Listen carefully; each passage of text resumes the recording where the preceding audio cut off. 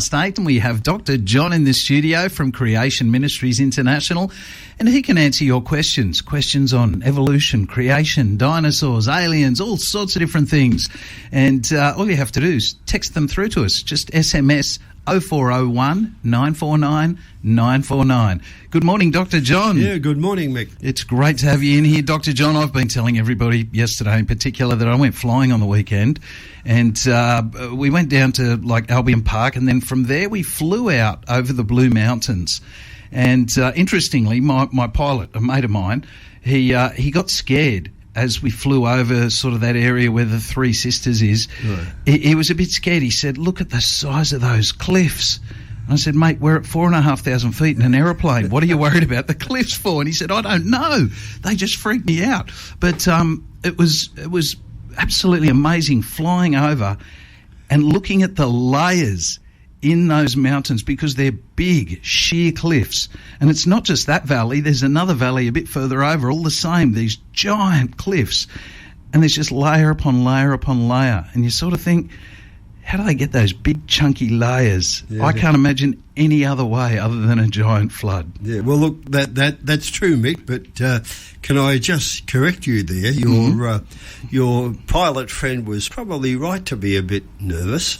Yeah. Because you said we're at 4,500 feet. Yes. Well, 4,500 feet's about 1,400 metres. Mm-hmm. Well, I'm pretty sure Katoomba is about 1,100.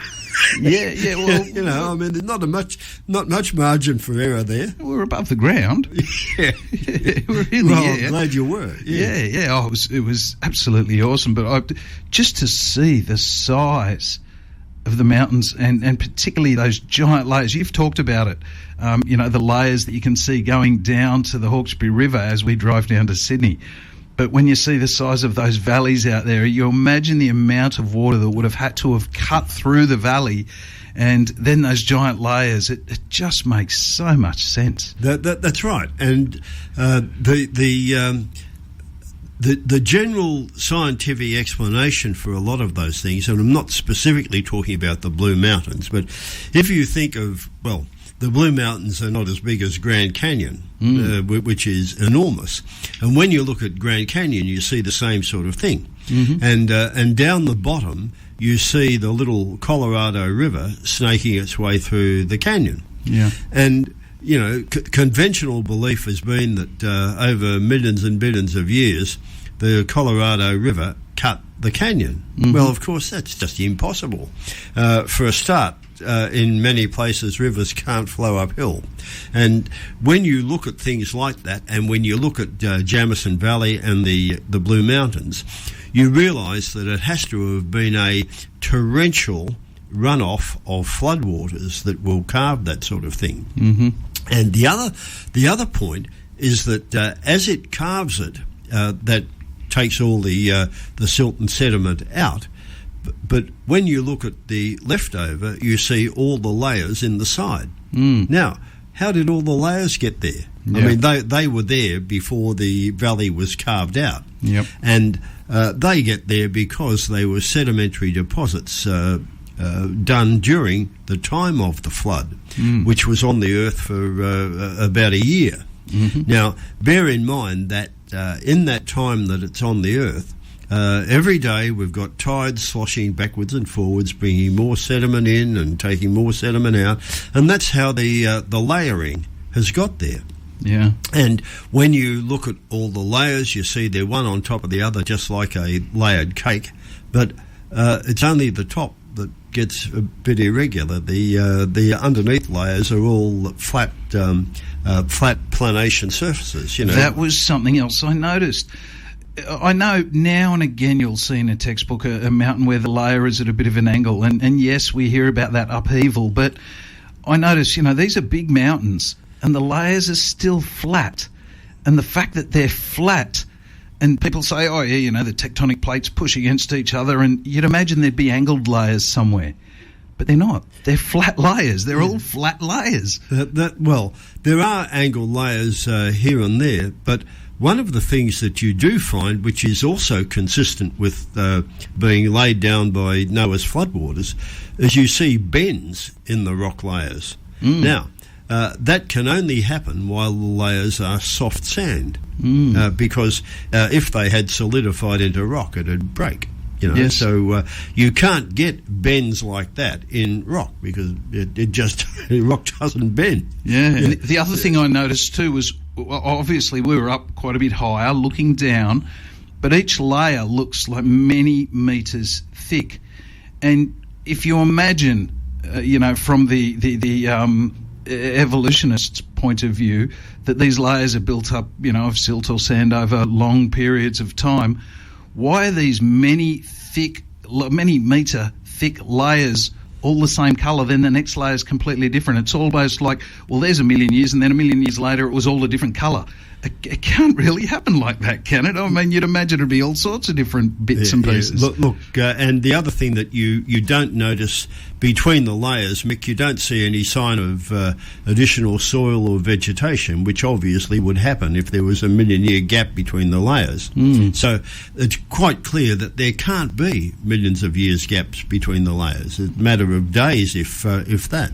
So really, when you look at the Blue Mountains and when you drive down the M1 to Sydney, what you drive through and what you see there is absolute clear-cut evidence for a massive flood that once covered the entire planet, because you find the same thing everywhere in the world. Yeah. Now, how can you possibly get thousands and thousands of little local events looking the same all over the world? Yeah, particularly at the tops of mountains. Common sense says that it must have been a global event, and that's what the Bible says. So, it's all great evidence for Noah's flood, and every Christian living on the Central Coast ought to rejoice every time they drive to Sydney and say, there's evidence for the Bible being true after all. Absolutely. You're on 94.9 this morning. It's 17 minutes past 8. We're with Dr. John from Creation Ministries International. Please send your questions through 0401 949 949 from Creation Ministries International. And last week, Dr. John, you were talking to us about woolly mammoths and all sorts of other bits and pieces, and we had a question come through in regards to evidence. And I believe you're going to talk to us a bit about evidence. Yes, well, look, first of all, Mick, I'd like to thank the listeners who did send in those questions last week, and particularly this one, because it was in the nature of a rebuke, and that's the sort of question or comment that we like to hear. We want to know, not just from people who disagree, who agree with us, we want to hear from those who disagree as well, so that then we can have a reasonable chat and cover the points of disagreement. Yep. Anyway, what the listener said was, it was actually a comment, and he said that I need more evidence for some of the claims that I make. Yes. Right. Now, I have to disagree with that, and this is a crucial point. As I mentioned last week, the evidence on any of the issues we discuss already exists. That the evidence is out there.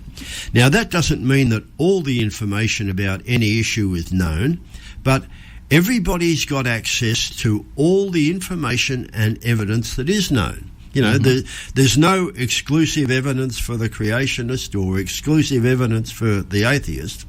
Everybody's got access to exactly the same evidence. But what we need to realise is that all evidence needs to be interpreted. Yep. And our creationist interpretation of the evidence is that it's consistent with the history that we find in the Bible. Yep. The evolutionist or atheist interpretation of the evidence is that it represents millions and billions of years, and evolution and so on. Yep. But it is then legitimate to critique somebody's interpretation if you think that interpretation doesn't take all the evidence into account, or if the interpretation doesn't stack up against all the evidence. If you compare that with a court of law, the prosecution is going to say that here's the evidence and it proves that the defendant is guilty. Well, the defence counsel then comes and critiques that evidence and said, no, you've made a false interpretation of that evidence. Yep. So our contention is that the defendant is not guilty. Yep. So it's quite legitimate to critique somebody else's evidence. And I'm happy for any listener to critique my interpretation of the evidence, but we're critiquing the evolutionists' interpretation of the evidence, and that's what we're all about at Creation Ministries. And a good example is one that we're all familiar with, and I mentioned it last week. If you look in a school or science textbook, you'll see a diagram of what we call the fossil record. Mm-hmm. And it'll usually have 3 or 4 columns, and one of those columns will be all the sedimentary rock layers with their names, and another column will have a timeline going back billions of years, and another will have the supposed evolutionary sequence with the primitive little organisms at the bottom and the larger ones at the top. I mean, we're all familiar with that sort of diagram. Yes. But when you look at it, the only evidence that's depicted is actually the rock layers, but the time is only an opinion. Yes, yes. And you've also told us about some of the miners you were talking to one day in one of the Australian mining areas where they had dug a big, deep hole, and you were asking, were there smaller bits at the bottom? And they said, no, it's all random right the way through as to what sort of fossils they were digging up. Yeah, that was in Coober Pedy, Mick, and of course the miner I spoke to had dug quite a few pits looking for opals, and that was his observation, that there was no sequence of fossils. Wherever you went, didn't matter how deep you went, the fossils were all the same all the way down. They all mixed up. They didn't have that fine sequence that you see in the textbooks. Yeah, either they should rewrite those textbooks, or maybe they've got to redig the holes, fill them back in, and put them in the right place. Well, I think there's a reason why they do it like that. It's to justify the belief. But yes, when you look at the evidence, it doesn't stack up with what you see in the textbooks. Quite literally. You're on 94.9 this morning. It is 25 minutes past 8. We're with Dr. John from Creation Ministries International, and we'll be back with Dr. John pretty soon. And we have Dr. John in the studio from Creation Ministries International answering your questions. Send them through to our text line 0401 949 949. We've just had another question come through as well, Dr. John, that we'll probably have to talk about later or next week. But we were talking about evidence, which of course somebody asked us about last week, and you were telling us that we all have the same evidence to look at. It's how we interpret it that makes the difference. Yeah, well, look, that's quite true, Mick. And in the whole creation-evolution debate, all our claim is that when you actually examine the evidence, it fits the history that you see in the Bible. Mm. Now, it would be a pretty fair comment to say, well, look, who cares? Here we've got a group of people who believe one thing and another group who believe another. Well, does it really matter? Mm. And from the problem is that would be a reasonable argument, except for a couple of points. And one is that both of those views are not equally permitted to be aired. And that would be our contention at Creation Ministries. You can't even mention the possibility of an alternative view in schools. It's just not allowed. And in universities, you can get into strife too. And universities as well. The only point of view that is able to be mentioned is the evolutionary point of view. And you might then say, well, does that really matter either? And it probably wouldn't, except that, from our point of view, it does have eternal consequences. Mm-hmm. And if you totally indoctrinate students in one point of view, then they are probably going to be resistant, because they've been told that the Bible is a collection of myth and legend. They're going to be resistant to the story of Jesus and his life, his death, his resurrection, who he was and what he came to do.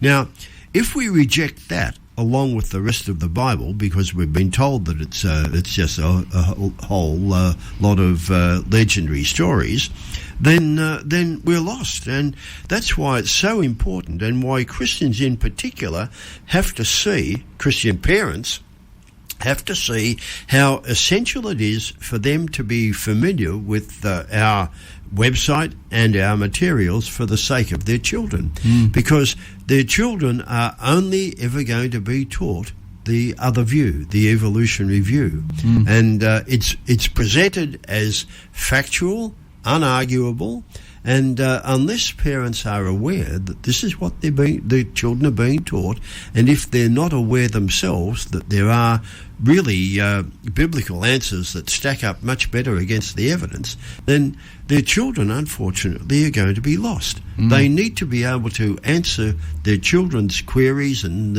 if they've got skepticism about God, parents need to be able to turn to our materials or find out from our sources what the true answer is. It's very important for the salvation of their children. Absolutely, absolutely. Wow. And, of course, Dr. John, we also had a question. Or can we go on to the next question now? Yeah. We had another question that said, how did animals become native to different countries after the flood? I thought that was a good question too. It is, Mick. It's a great question, and of course the answer, no matter what your opinion is, has to be a bit speculative, because there's only a certain amount that we do know, and there are other things that we do suspect. But it's interesting that the Bible tells us that people didn't spread out over the whole earth immediately after the flood. They stayed around in the plain of Shinar, and they built the Tower of Babel.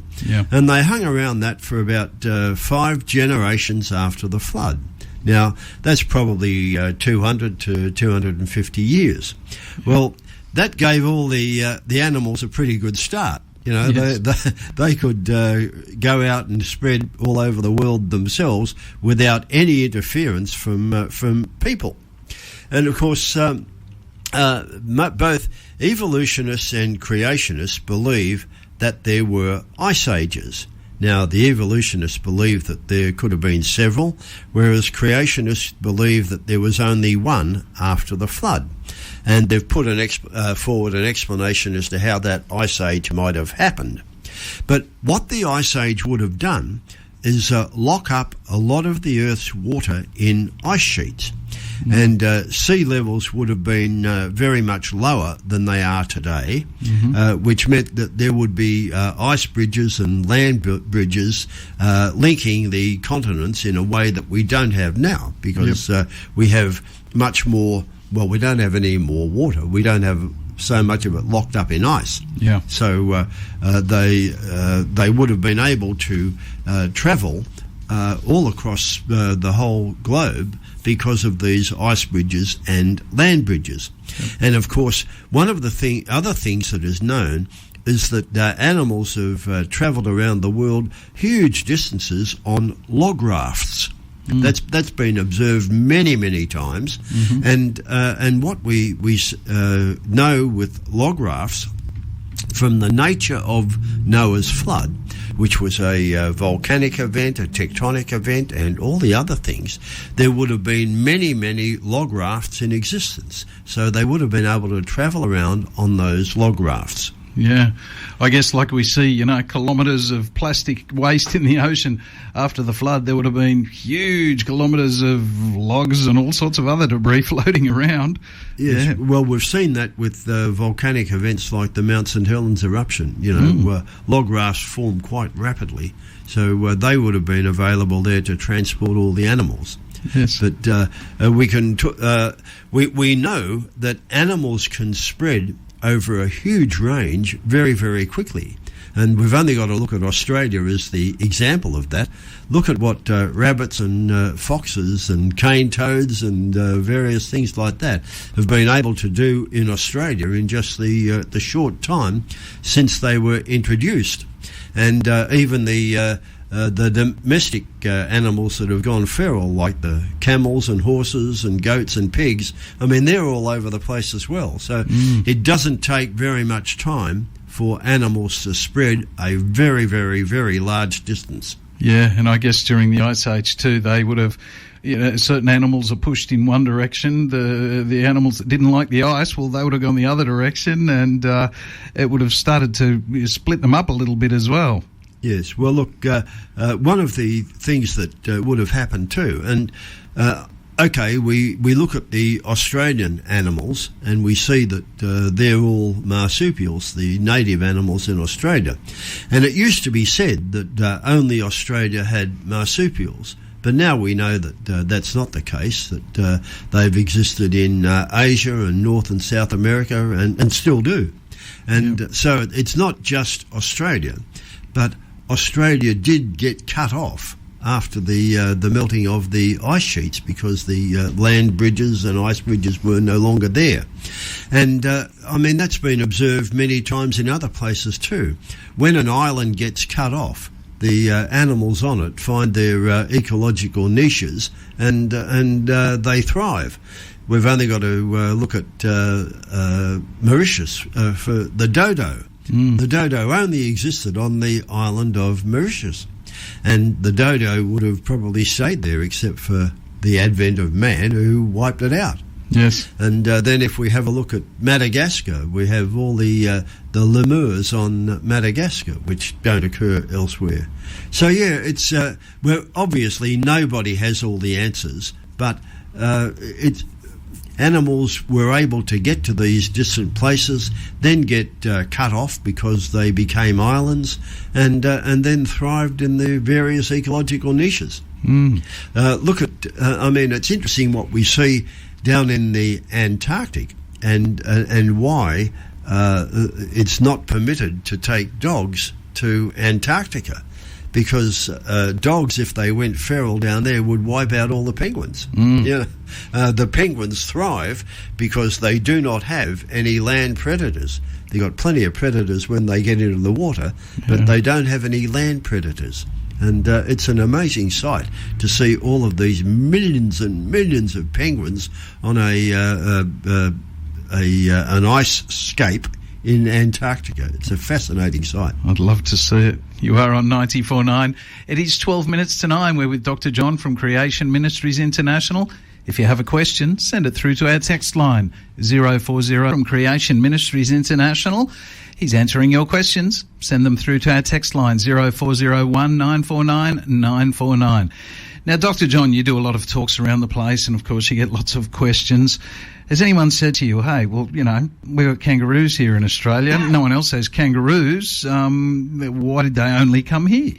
Well, the truth is, Mick, they didn't only come here. And kangaroo fossils have been found in Asia as well. And of course, kangaroos exist in PNG. They exist in parts of Indonesia. But the fossils have been found throughout Asia. So kangaroos haven't, over the whole of time, been exclusive to Australia. They pretty much are now, apart from the ones in PNG and Indonesia. Okay. Well, I blew that argument. Yeah. Yeah. But look, that question and others of a similar nature, these are the sort of things that we always do get in whenever we do talks. And we have to get people back to, or Christian people anyway, to seeing the connection between what we talk about, the various aspects of creation, and why it's so important. And it's so important because what we are trying to establish in the minds of Christians particularly, but also others, is that the Bible's history is true. Now, you might think, does it matter if the Bible's history is true? The story of Noah and the flood and the Tower of Babel and David and Goliath and all of these things. Well, yes, it does, because the Bible stands or falls on its total truth. We claim that the Bible is the Word of God. Well, if it's the Word of God, it can't have error in it. And so we're at pains to point out that there isn't error in the Bible, despite what evolution would claim about the age of the earth and the age of the universe and so on. We claim that when you look at the evidence, it stacks up. Now, that's important because it doesn't authenticate, but if you could demonstrate that the events in the Old Testament were untrue, then it would cast a lot of doubt on the events of the New Testament, because it comes out of the same book. But on the other hand, if you can demonstrate that the Bible is true right from the very first verse, then it means we need to take the story about Jesus very, very seriously. And of course we do, because what he came to do is the only salvation that we have.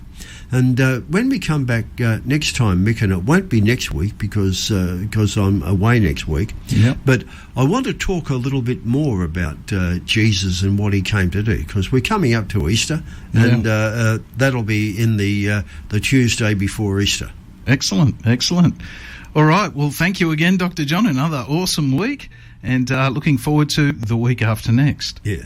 Okay, well, I'll see you then, Mick, and I'd just like to repeat what you invite the listeners to do. Send the questions into the text line 0401 949 949. We really want questions, comments, opinions. Make sure they're texts. We can't receive verbal messages, but texts we welcome, and we'll get round to answering all of them. Absolutely. That's 0401 949 949. Thank you, Dr. John. It is 5 minutes to 9. We've got the news